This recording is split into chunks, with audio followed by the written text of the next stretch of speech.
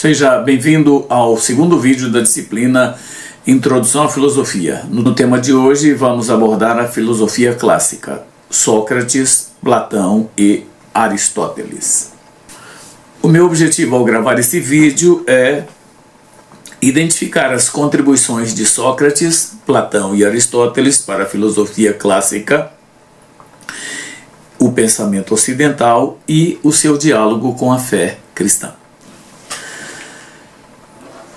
Amados, a filosofia clássica grega foi um divisor de águas no pensamento ocidental. Sócrates, Platão e Aristóteles não só mudaram o jeito de pensar o mundo antigo, como prepararam para grandes reflexões cristãs.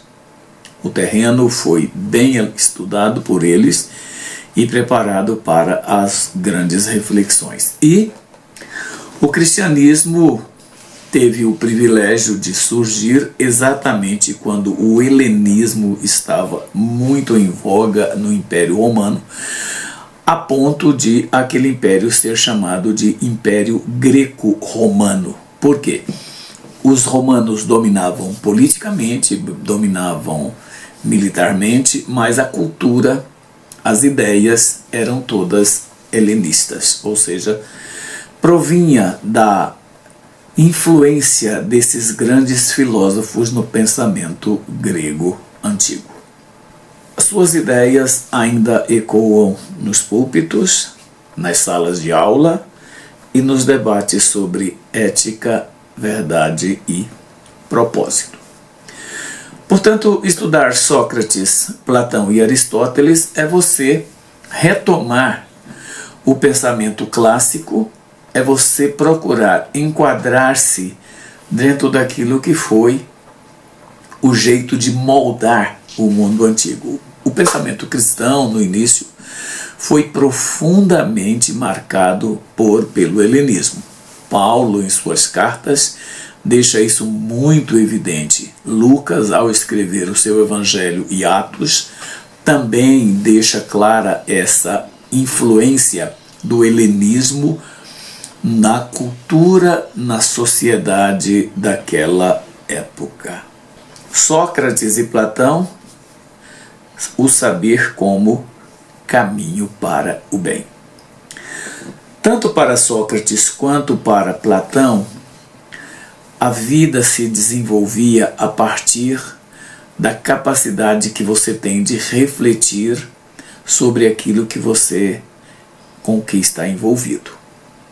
Então, olha só, Sócrates, quando ele ensinava seus discípulos, ele não entregava respostas completas, prontas e acabadas, mas fazia perguntas.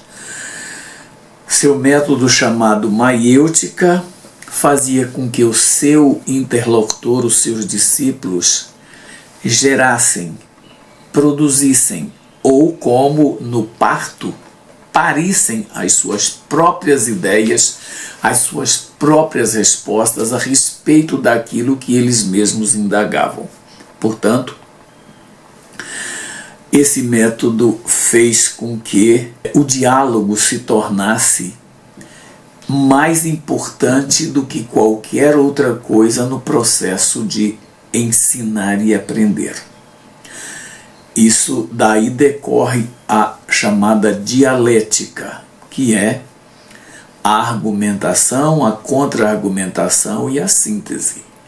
Quando você é capaz de perceber, de descobrir por si mesmo aquilo que você está buscando e procurando a ajuda do outro.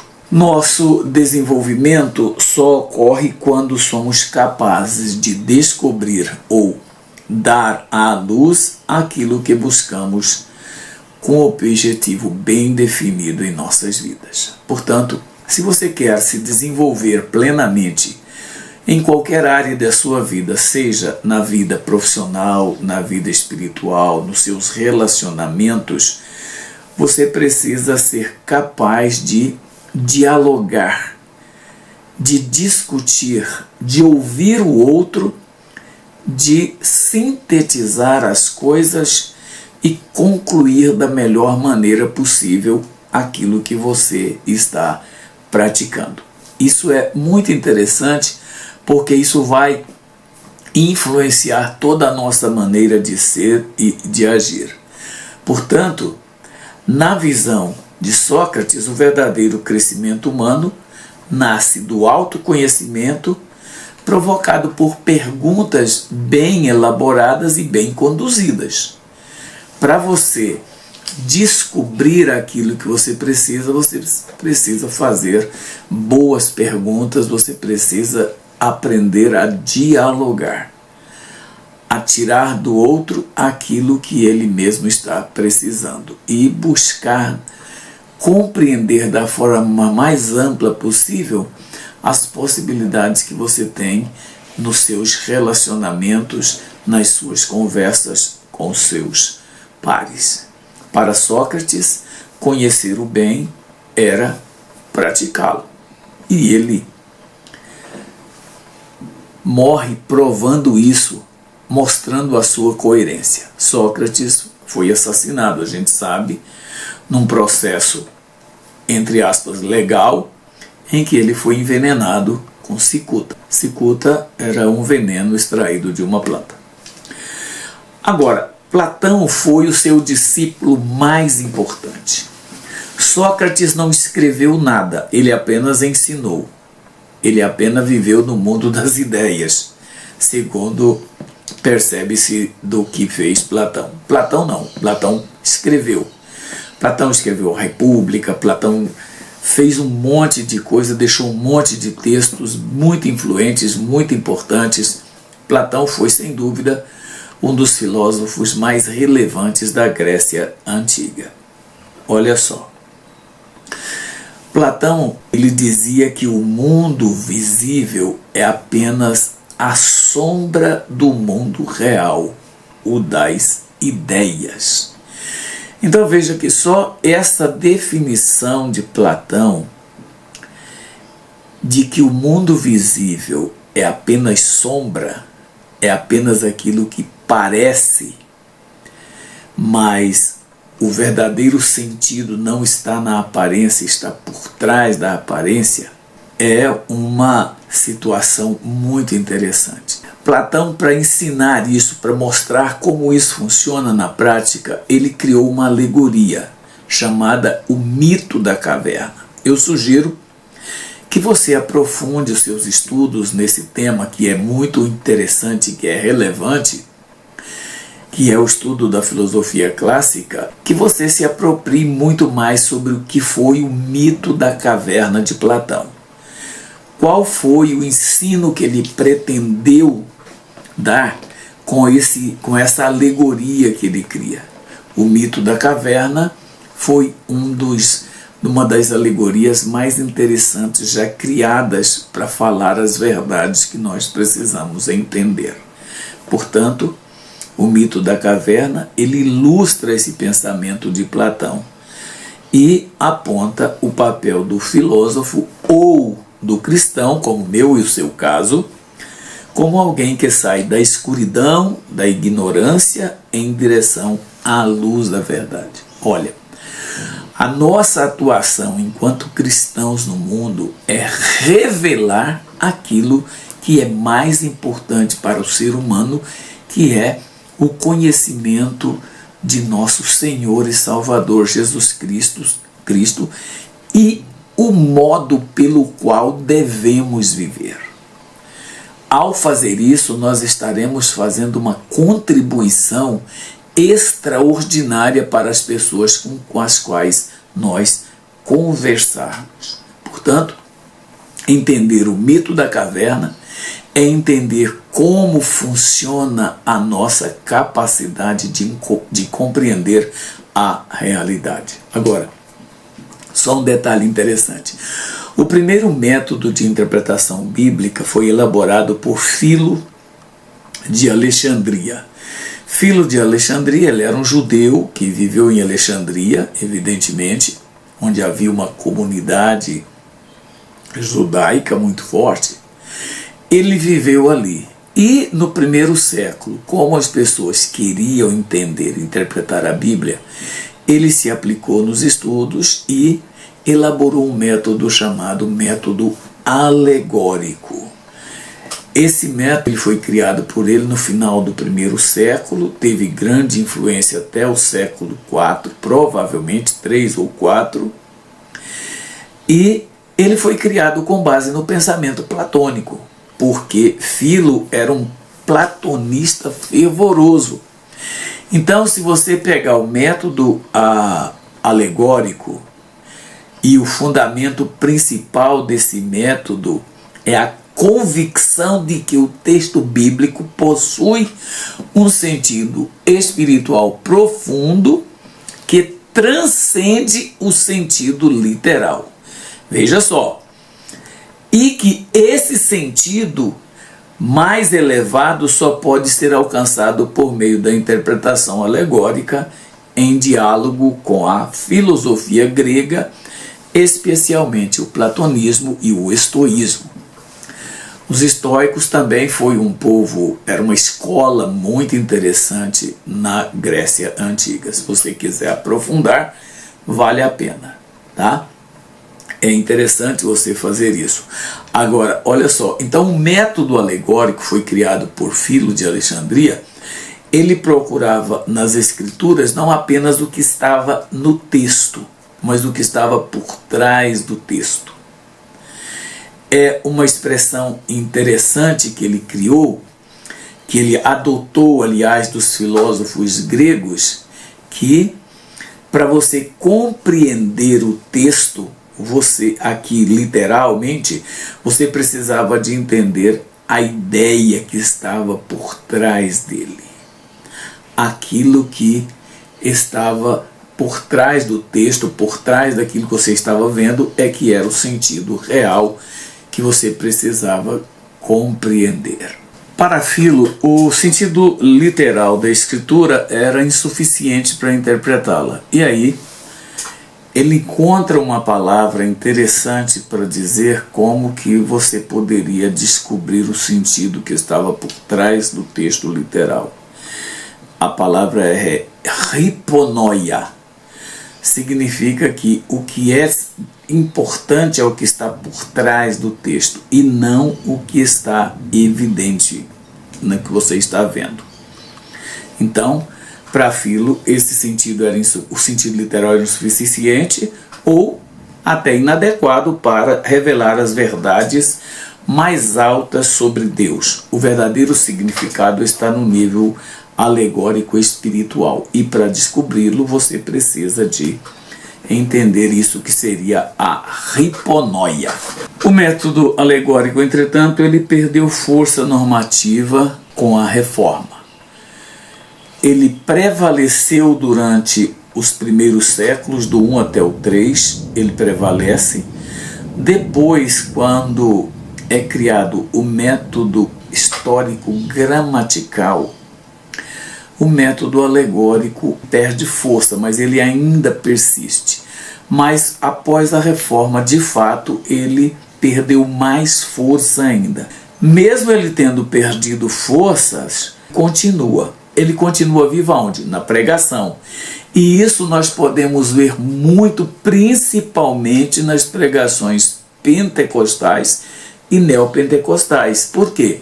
Na verdade, o método alegórico, você podia tirar do texto aquilo que você queria, independentemente de ser ou não uma coisa que era verdade. Lutero contestou severamente esse texto, Calvino também contestou, e tanto assim que o método perdeu completamente força nesse período. Mas hoje, ele continua na pregação, na espiritualidade, na liturgia, ainda que ele seja visto com cautela hoje no âmbito acadêmico, mas mesmo assim ele ainda continua sendo utilizado.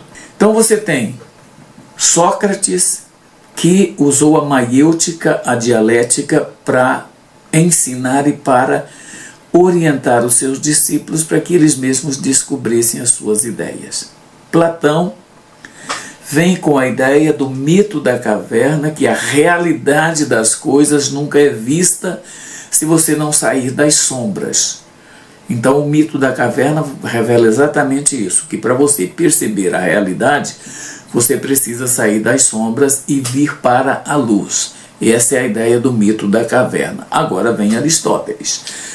Aristóteles foi diferente de Sócrates e Platão. Ele organiza o pensamento filosófico. Ele traz as coisas com rigor lógico, equilíbrio e propósito. Aristóteles foi discípulo de Platão. Então, esse trio, Sócrates, Platão e Aristóteles, que se caracteriza como os principais filósofos da Grécia clássica. Aristóteles organizou a lógica e ensinou que a virtude está no equilíbrio, que ele chama de o justo meio, que fica entre os excessos. Ou seja, para você obter de fato aquilo que você precisa, você tem que ter equilíbrio naquilo que você faz. A ética de Aristóteles valoriza disciplina, razão e caráter. A felicidade plena, que ele vai chamar de eudaimonia, só vem com a prática de uma vida muito, mas muito excelente. Entende? Para ele, o viver tinha que ser com o máximo de cuidado, com o máximo de zelo, para você atingir aquilo que você pretendia. Além disso, na perspectiva aristotélica, tudo na natureza tem um telos, de onde vem a teleologia, não a teologia, teleologia, que significa o fim de todas as coisas. Para quê? A finalidade de todas as coisas. Para Sócrates, todas as coisas têm um propósito, nada acontece por acaso. E um propósito, e é assim que nós devemos nos relacionar com todas as coisas, conhecendo o propósito delas. Ou seja, você não pode conviver, se relacionar com as coisas sem saber exatamente qual a finalidade delas. Essa foi a filosofia aristotélica. Ele olhava o seguinte, veja como ele definiu isso. Ele olhava o seguinte: a semente de uma planta produz exatamente outra planta. O olho vê. E o ser humano busca o bem. Nessa perspectiva é que ele cria tanto o telos como a eudaimonia. O telos, a finalidade, e a eudaimonia, a plena realização ou a plena felicidade que todo mundo busca. Essa visão foi assumida pela teologia cristã para reforçar que a criação tem propósito e a história caminha para a plena realização de Cristo, ou a plena realização em Cristo. Para Aristóteles, veja, a realidade é racional e ordenada, tudo possui um fim, ou um telos, e o ser humano alcança a felicidade ao viver virtuosamente, segundo a razão, buscando o justo meio, que é o equilíbrio. Você não pode estar nem tanto lá em cima ou nem tanto lá embaixo. Dessa forma, para Aristóteles, viver bem é você agir com excelência em tudo que você faz. Ou seja, tudo que você for fazer, faça bem feito. Aliás, esse é um pensamento bíblico, né? Tudo quanto te vier à mão, faça com todas as suas forças, com todo o seu empenho. É, sem dúvida, uma relação direta com o pensamento aristotélico. Muito embora esse texto tenha sido escrito provavelmente antes das ideias de Aristóteles ser publicadas. Então, olha só. Aristóteles então ensina que viver bem é agir com excelência, orientado pela razão, formando caráter no equilíbrio, que é o justo meio, entre os excessos, até alcançar a verdadeira felicidade, que é a eudaimonia. Tá ok? Então, No pensamento aristotélico, tudo existe para um propósito, o telos. E ao ser humano realiza sua plenitude quando vive segundo a razão, desenvolvendo virtudes em direção ao bem. Veja só uma coisa.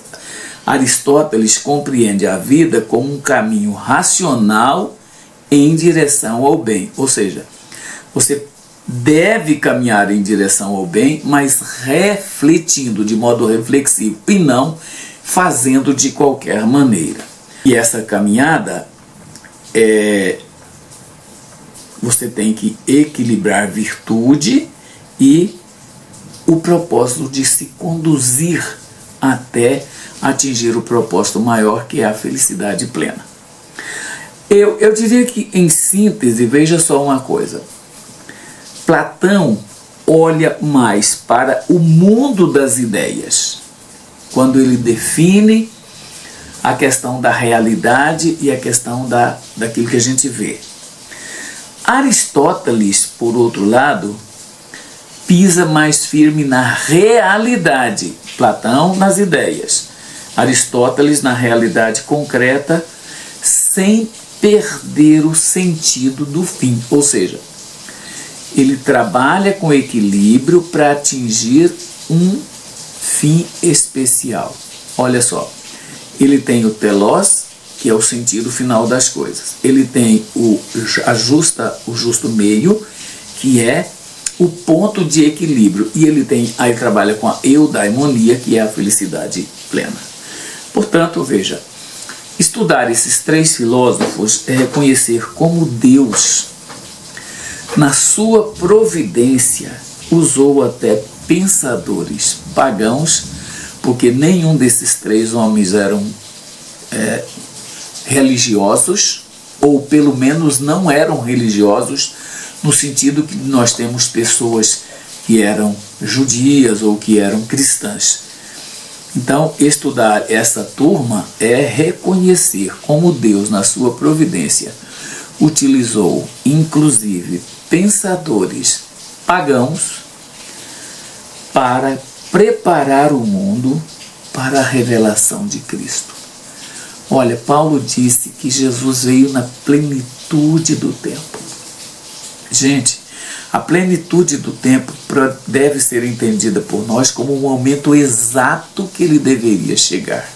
E se você olhar para o momento que o Senhor chega, em que ele nasce, nós temos uma estrutura teológica fundada no judaísmo, nós temos uma língua comum em todo o Império Romano, no qual o cristianismo nasceu e se espalhou, que era o grego, e nós tínhamos uma estrutura política, social e de todas as formas que alguém precisasse para divulgar as suas ideias, porque havia um clima ideal para isso, que era promovido pelo Império Romano. Então, o cristianismo ele nasce sob o signo do judaísmo, a língua do helenismo e o cuidado e a proteção de Roma. Era a plenitude dos tempos de fato. Fé e razão não são inimigas. Às vezes muitas pessoas já me questionaram que você, sendo um pastor, você dá aula de filosofia. Eu sempre justifiquei que a filosofia, ao invés de me afastar de Deus, ela me aproxima de Deus. Porque eu percebo que as ideias da filosofia, elas mostram muito mais Deus do que o ateísmo, que possivelmente muitas pessoas imaginam que seja. Quando eu vejo Aristóteles falando que eu preciso me direcionar para o equilíbrio, que eu tenho que ter uma finalidade e que eu tenho que buscar a felicidade plena, ora, isso não é nada mais, nada menos do que o verdadeiro pensamento cristão, que deve ser praticado com com essa mesma orientação. Então, fé e razão não são inimigas. Quando caminham juntas, contribuem e fortalecem nossa missão como cristãos no mundo. Quantas vezes nós perdemos uma chance de evangelizar uma pessoa porque fomos radicais, porque fomos extremistas? O pensamento socrático, ele nos mostra exatamente como eu devo lidar com aquilo que é adverso. Eu preciso lidar com cuidado. E é isso que nós muitas vezes erramos. Então, se você pegar o pensamento filosófico, tanto as ideias socráticas como as ideias platônicas ou as aristotélicas, você vai perceber que muitas delas nos orientam de como viver um cristianismo de verdade, com profundidade, para servir a Deus.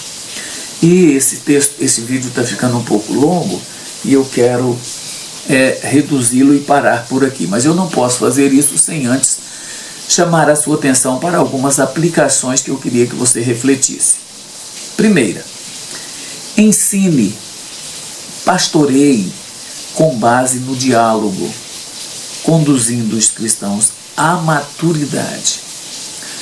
Veja, nós temos muitas vezes percebido que a igreja ela quer manipular as pessoas e manter as pessoas sob o seu domínio, às vezes até provocando medo.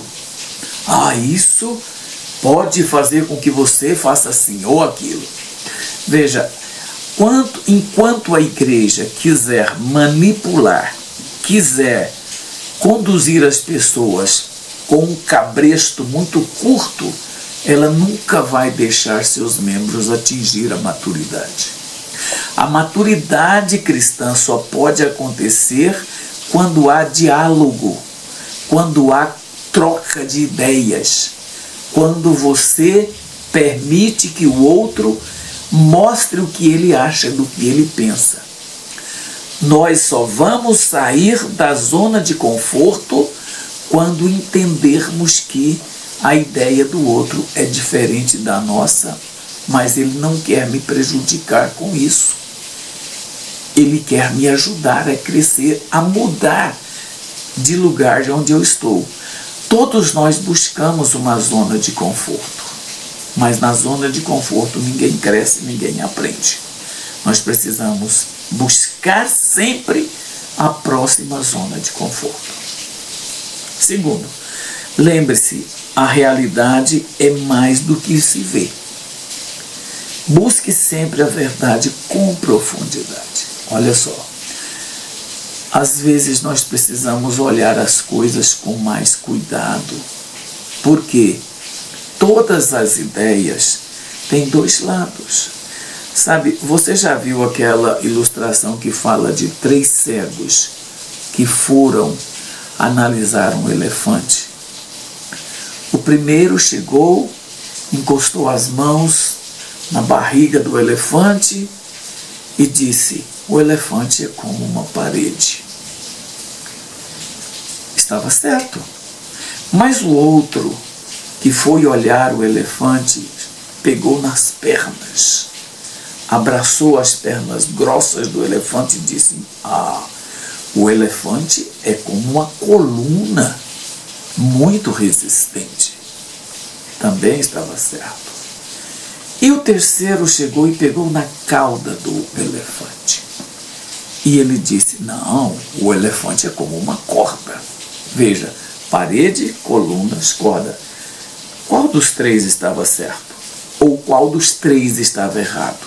Nenhum. Eles apenas tinham pontos de vista diferentes. É isso que a gente precisa compreender muitas vezes. Terceiro, equilibre fé e razão, sem abandonar a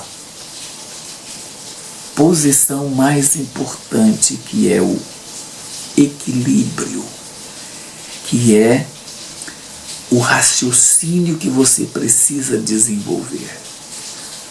Não se fixe numa ideia e se apegue a ela a ferro e fogo. Todas as coisas são mutáveis, dizem os filósofos antigos da Grécia, os pré-socráticos, aliás, que a única coisa imutável é a mudança. Inclusive na vida cristã. Você precisa entender isso. Talvez pareça meio estranho ou meio herético, mas é exatamente isso. Só tem sentido as coisas quando a gente permite que elas mudem. E 4. Use a sabedoria da cultura como ponte e não como obstáculo. Quando você estiver conversando com alguém e essa pessoa te apresentar alguma ideia que ainda você não conhece, que você não sabe, mas que é um ponto de vista muito comum às vezes, tenha cuidado. Pegue aquilo e não jogue fora, reflita, pense. Lembre-se de que nós precisamos construir pontes e não muros. Quando você pega uma ideia que você não sabe o que é, e você estuda e a elabora, você está abrindo portas e não fechando com muros. E 5, viva com propósito. Sirva com dedicação, zele por sua chamada no plano de Deus. É um pensamento extremamente bíblico esse aqui, de que a nossa vida precisa ser posta diante de Deus com o propósito exclusivo de servi-lo. Que Deus te abençoe. Até o nosso próximo vídeo, se Deus permitir.